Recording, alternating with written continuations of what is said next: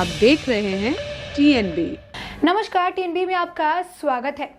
एक तरफ जब लोगों ने थोड़ी सी राहत की सांस लेनी शुरू कर दी थी कि अब कोरोना वायरस जो है कम हो गया है, संक्रमण दर धीरे धीरे कम होता हुआ नजर आ रहा है और ऐसे में एक बार फिर से अब लोगों की परेशानी बढ़ती हुई नजर आ रही है, क्योंकि इस वक्त केरला में एक के बाद एक केस जो है बढ़ते हुए नजर आ रहे हैं। केरला में आए दिन जो है 30,000 32,000 केस जो है देखने को मिल रहे हैं और ऐसे में अब सिर्फ कोरोना ही नहीं, अब केरल में एक और वायरस ने अब तबाही मचाना शुरू किया है और इसकी शुरुआत हुई है एक बच्चे की मौत से। जी हाँ, आपने बिल्कुल सही सुना। आपको बता दें कि 12 साल का एक बच्चा अस्पताल लाया जाता है और उसे अजीबोगरीब सिम्टम्स मिलते हैं, जिसके बाद जब जांच की जाती है तो पता चलता है कि ये एक निपाह नाम के वायरस से संक्रमित है।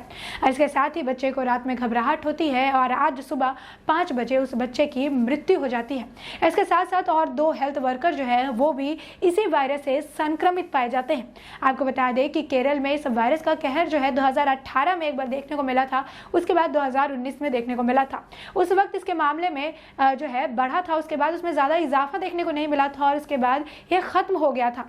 लेकिन वापस से अब 2021 में इसका एक मामला जो है सामने आया है और 2 लोग और संक्रमित पाए गए हैं। अगर कुल मिलाकर हिसाब करें तो कुल 23 लोग अब तक इस वायरस से संक्रमित पाए गए हैं, जिसमें सिर्फ 2 लोग ही इस वायरस से बच पाए हैं। बाकी के लोगों की यानी पूरे 21 लोगों की इस वायरस की वजह से मृत्यु हो गई है। जी हाँ, आपने बिल्कुल सही सुना। इसी से आप अंदाजा लगा सकते हैं कि ये वायरस कितना ज़्यादा खतरनाक है। और सिर्फ केरल में ही नहीं, आपको बता दें कि पश्चिम बंगाल में भी 2001 और 2007 में इसके कुछ मामले देखने को मिले थे। तो आखिर आप सोच रहे होंगे कि ये वायरस है क्या और इसके लक्षण क्या होते हैं। तो आइए इसके बारे में थोड़ा विस्तार से जान लेते हैं। क्या है निपाह वायरस? आपको बता दें कि निपाह वायरस जो है वो एक जेनेटिक बीमारी है, यानी ये बीमारी जानवरों से इंसानों में फैलती है और ऐसे में इस वक्त जो है ये इंसान से इंसानों में भी फैलने लगी है। आपको बता दें कि सबसे पहले जो है मलेशिया में एक किसान था जिसने अपने यहाँ सूअर पाल रखे थे और सबसे पहला जो है उस वक्त ये किसान ही इस बीमारी से संक्रमित पाया गया था। इसके बाद जो है इसके मामले अब देखने को हमारे देश में भी मिल रहे हैं। आपको बता दें कि इस बीमारी से जुड़ी एक और बात है, वो ये है कि ये अलग अलग जगहों पर नहीं फैलते हैं, ये एक क्षेत्र में एक जगह में जो है ये फैलते हैं और ऐसे में अगर कोई इस बीमारी से संक्रमित रोगी के कांटेक्ट में आता है तो फिर ये बीमारी जो है फैलना शुरू करते हैं। इसके साथ ही ये बीमारी जिन जानवरों से फैलते हैं, ये जानवर ऐसे होते हैं जिनकी रीढ़ की हड्डी होती है या फिर जिनमें कंकाल होते हैं।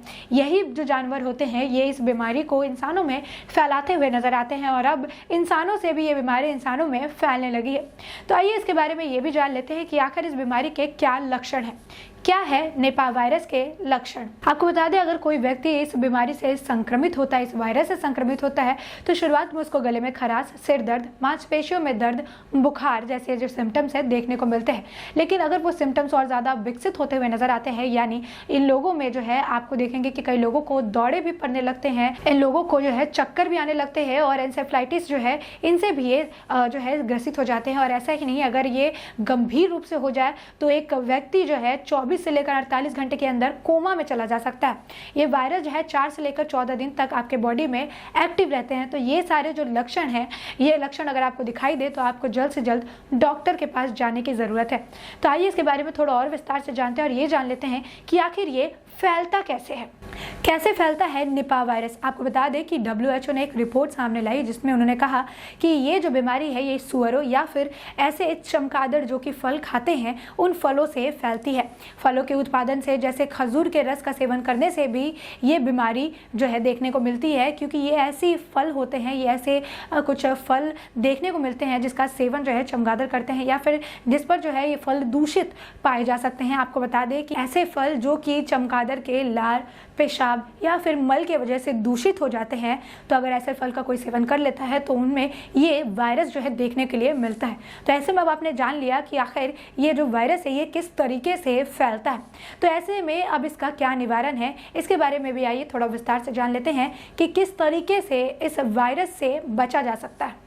कैसे रोका जा सकता है इस वायरस का संक्रमण? आपको बता दें कि WHO का कहना है कि अगर आपको लगता है कि कोई व्यक्ति या फिर कोई जानवर जो है इस वायरस से पहले से संक्रमित है, तो वहां पर जिस भी खेत में वो चलते हैं, जिस भी परिसर में वो रहते हैं, उसे पहले छोड़ देना चाहिए। साथ ही अगर कोई जानवर इससे संक्रमित पाया जाता है तो उसे जान से मार देना चाहिए और साथ ही उसका जो शव है वो किसी एक्सपर्ट की देखरेख में दफना देना चाहिए। और अगर ऐसे कई सारे जानवर एक साथ रहते हैं तो वहां से जानवरों का आई जाना जो है उसे रोक देना चाहिए। उस एरिया को पूरा क्वारंटाइन कर देना चाहिए ताकि वो जानवर उस एरिया से कहीं और ना जा सके, ताकि इससे संक्रमण दर ना फैले। इसके साथ ही उन्होंने कहा है कि खजूर के जो कच्चे रस होते हैं या फिर ताड़ी जो होता है उसका सेवन नहीं करना चाहिए। साथ ही पेड़ से लगे हुए कई सारे फल गिरे होते हैं उनका भी सेवन नहीं करना चाहिए। और कोई भी अगर फल खाएं तो उसे पहले अच्छे तरीके से धुल लें, साफ सफाई कर ले, उसके बाद ही उसका सेवन करना सुरक्षित माना जाता है। तो ऐसे में अगर आपको लगता है कि इस तरीके से कोई भी अगर वायरस से संक्रमित है तो उससे जल्द से जल्द दूरी बनाने की कोशिश करें, क्योंकि ये अब जो है कई गुना ज़्यादा तरीके से ये फैलता हुआ नजर आ रहा है। तो ऐसे में आपको इन सब चीज़ों का ध्यान रखना है जिसके जरिए आप इस संक्रमण को रोक सकते हैं। इसके साथ ही जब हम इसकी बात करते हैं तो हमारे दिमाग में ये सवाल आता है कि क्या इस बीमारी का, इस वायरस का कोई तोड़ है, क्या इसको लेकर कोई वैक्सीन है या नहीं? तो आइए इसके बारे में भी जान लेते हैं। आपको बता दें कि WHO के अनुसार अगर माने तो अब तक जो है इस निपाह वायरस का कोई तोड़ नहीं है, कोई भी टीका नहीं है, कोई भी मेडिसिन जो है अब तक इसको लेकर नहीं आई है। उनका मानना है कि कोरोना की तरह इस वायरस से भी अगर कोई संक्रमित होता है तो उसे बहुत ही ज़्यादा देखभाल की ज़रूरत है। तो ऐसे में आप समझ सकते हैं कि ये वायरस कितना ज़्यादा घातक है, क्योंकि अब तक इसका कोई तोड़ नहीं है, इसका इलाज नहीं है। तो ऐसे में आपको बहुत ही ज़्यादा सुरक्षित रहने की ज़रूरत है। और अभी केरला में जिस तरीके से बैक टू बैक जो 3 केसेस देखने को मिले हैं, अब ये देखना पड़ेगा कि अब आगे आने वाले वक्त में इसके मामले में इजाफा देखने को मिलता है या फिर नहीं। तब तक के लिए देश और दुनिया से जुड़ी अपडेट्स के लिए TNB के साथ बने रहें। हमारे नए अपडेट्स पाने के लिए चैनल को सब्सक्राइब करें और बेल आइकॉन पर क्लिक करें।